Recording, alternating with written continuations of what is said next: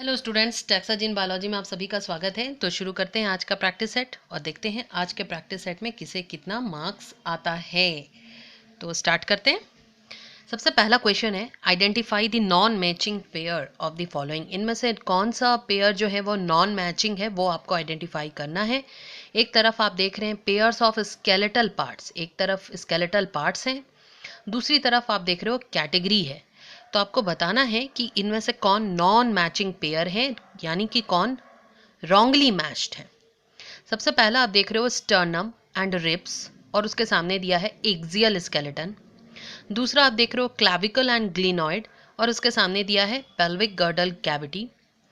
तीसरा आप देख रहे हो ह्यूमेरस एंड अल्ना, ये दिया है अपेंडिकुलर स्केलेटन। और चौथा आप देख रहे हो मैलिस एंड स्टेप्स, ये दिया है ईयर ऑसिकल्स। तो आपको बताना है कि इन चार ऑप्शन में से कौन सा ऑप्शन रॉन्गली मैच्ड है। तो जल्दी से बताइए, एक बार फिर से देख लीजिए। Sternum and ribs axial skeleton, clavicle and glenoid pelvic girdle cavity, humerus and ulna appendicular skeleton, malleus and stapes ear ossicles. तो आप देखेंगे कि इस क्वेश्चन का जो सही जवाब है वो है ऑप्शन नंबर बी।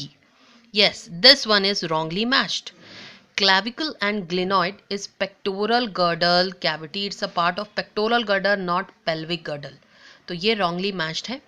चलिए नेक्स्ट हम लोग देख लेते हैं क्वेश्चन नंबर 2। क्वेश्चन नंबर 2 में क्या पूछा जा रहा है, which of the following contains a fluid filled cavity called antrum? Which of the following contains a fluid filled cavity called antrum?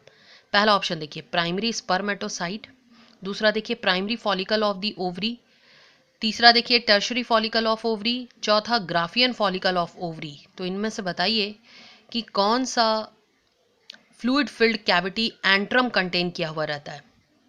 बहुत आसान है ये भी, ये क्वेश्चन भी बहुत बेहद आसान है। तो आप देखेंगे कि इसका जो सही आंसर है वो है option number C, that is tertiary follicle. Yes, tertiary follicle को सेकेंडरी फॉलिकल से हम लोग कैसे डिफ्रेंशिएट करते हैं, by a fluid filled cavity that is called antrum. तो टर्शरी फॉलिकल में ये फ्लूइड फिल्ड कैविटी होता है जिसे एंट्रम कहा जाता है। चलिए नेक्स्ट आ जाते हैं क्वेश्चन नंबर 3। और क्वेश्चन नंबर 3 देखते हैं क्या पूछा जा रहा है। Narcotic drugs like charas, ganja and bhang are extracted from. Narcotic drugs like charas, ganja and bhang are extracted from hemp plant, cocoa plant, poppy seed और hallucinogen। जल्दी से बताइए सही जवाब क्या होगा। Narcotic drugs like charas, ganja and bhang are extracted from hemp plant, coca plant, poppy seed और hallucinogens. तो आप देखेंगे कि इस क्वेश्चन का जो सही जवाब है वो है option number A, hemp plant. Okay, तो चरस, गांजा या भांग इस तरह के नारकोटिक ड्रग्स हमें किससे मिलते हैं, हेम्प प्लांट से मिलते हैं। चलिए नेक्स्ट हम लोग आ जाते हैं क्वेश्चन नंबर 4, जो कि बहुत ही इंटरेस्टिंग क्वेश्चन है। Baculoviruses are excellent candidates for. Baculoviruses are excellent candidates for. Options जरा देखिए। Option A, species specific narrow spectrum pesticidal application, species specific broad spectrum pesticidal applications, species specific narrow spectrum insecticidal application, species specific broad spectrum insecticidal application. जरा आप देखिए, sub species specific है लेकिन कहीं पर narrow है, ब्रॉड है, narrow है, ब्रॉड है। अब आप देख रहे हो कहीं पर पेस्टिसाइडल एप्लीकेशन है, कहीं पर इंसेक्टिसाइडल एप्लीकेशन है। तो आपको इसमें से करेक्ट आइडेंटिफाई करना है। Baculovirus are excellent candidate for species specific narrow spectrum pesticidal application, species specific broad spectrum pesticidal application, species specific narrow spectrum insecticidal application या species specific broad spectrum insecticidal application. जल्दी से बताइए इसका सही जवाब क्या होगा। और अगर आपको ये नहीं पता है तो इसको तुरंत जाकर लर्न करिए और इस चैप्टर को भी पूरे बहुत अच्छे से पढ़िए। तो आप देखेंगे कि इस क्वेश्चन का जो सही आंसर है वो है option number C, that is species specific narrow spectrum insecticidal applications. चलिए अब आ जाते हैं हम लोग क्वेश्चन नंबर 5, जो कि एक डायग्राम बेस्ड क्वेश्चन है। Which one of the following option is correct for A, B and C marked in the given diagram of recombinant DNA technology? तो ये पूरा डायग्राम हम लोग recombinant DNA टेक्नोलॉजी का बनाए हैं, जिसमें A है, यहाँ पर ये A है, ये पोर्शन B है and this portion is C। तो आपको A, B और C बताना है। तो सबसे पहले हम लोग देख ले recombinant DNA टेक्नोलॉजी में कौन कौन से स्टेप्स हैं। Cutting both foreign DNA and vector DNA at a specific point ए। ओके, तो अब आपको ये बताना है cutting both foreign DNA and vector DNA at a specific point. यहाँ आप वेक्टर डीएनए देख रहे हो, this one is foreign DNA, इन दोनों को स्पेसिफिक पॉइंट पर काटा जाता है और ये ए बताना है आपको। कट गए ये। अब कटने के बाद यहाँ देखिए join foreign DNA to plasmid. ये प्लाज्मिड जो वेक्टर डीएनए है, इससे ये फॉरेन डीएनए को क्या करना है, ज्वाइन करना है। यहाँ पर है बी। दूसरा आप देखिए इनको ज्वाइन किया गया, प्लाज्मिड और फॉरेन डीएनए ये दोनों ज्वाइन हो गए। ज्वाइन होने के बाद सी, और फिर आप देख रहे हो E coli bacteria cell division कर रहा है, सेल डिवाइड कर रहा है और अपना नंबर बढ़ाता जा रहा है। तो आपको बताना है ए, बी, सी इनमें से क्या क्या हैं। तो डायग्राम आपको एक बार फिर से मैं क्लियर कर दूं कि क्या है डायग्राम।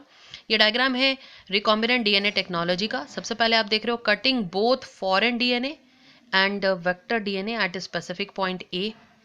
ये फॉरेन डीएनए है, this one is vector DNA जिसको प्लाज्मिड भी कह रहे हैं।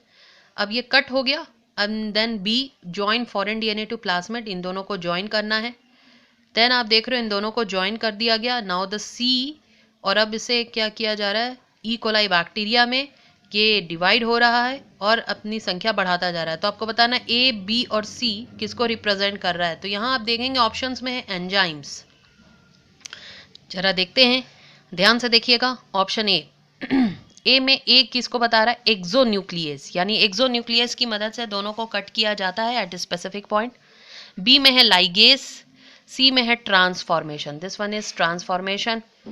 दूसरा देखिए रेस्ट्रिक्शन एंडोन्यूक्लियस, बी में लाइगेस और सी में है ट्रांसडक्शन। तीसरा देखिए रेस्ट्रिक्शन एक्सोन्यूक्लियस, लाइगेस, ट्रांसफॉर्मेशन। और चौथा देखिए रेस्ट्रिक्शन एंडोन्यूक्लियस, लाइगेस, ट्रांसफॉर्मेशन। तो जल्दी से बताइए इसका सही जवाब क्या होगा। आप देख रहे हैं ऑप्शन ए में क्या क्या दिया हुआ है, एक्सोन्यूक्लियस, बी में दिया है लाइगेस और सी में दिया है ट्रांसफॉर्मेशन। बी में जरा सुन लीजिए, रेस्ट्रिक्शन एंडोन्यूक्लियस, लाइगेस, ट्रांसडक्शन। सी में दिया है रेस्ट्रिक्शन एक्सोन्यूक्लियस, लाइगेस, ट्रांसफॉर्मेशन।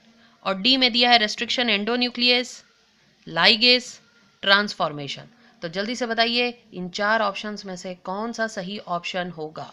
तो आप देखेंगे कि इस क्वेश्चन का जो सही जवाब है वो है option number D, restriction endonuclease, ligase and transformation. तो यहाँ पे हम लोगों का ये प्रैक्टिस सेट फिनिश होता है। आई होप बच्चों आज के क्वेश्चन में सारे क्वेश्चन आपके सही हुए हो, और अगर कोई क्वेश्चन गलत हुआ है तो पूरे के पूरे उस चैप्टर को ही आप रिवाइज करें और बार बार रिवाइज करें, ताकि नेक्स्ट टाइम उससे रिलेटेड कोई भी क्वेश्चन आए तो आपका ना छूटे। चलिए मिलते हैं हम लोग next day with new practice set, new challenge.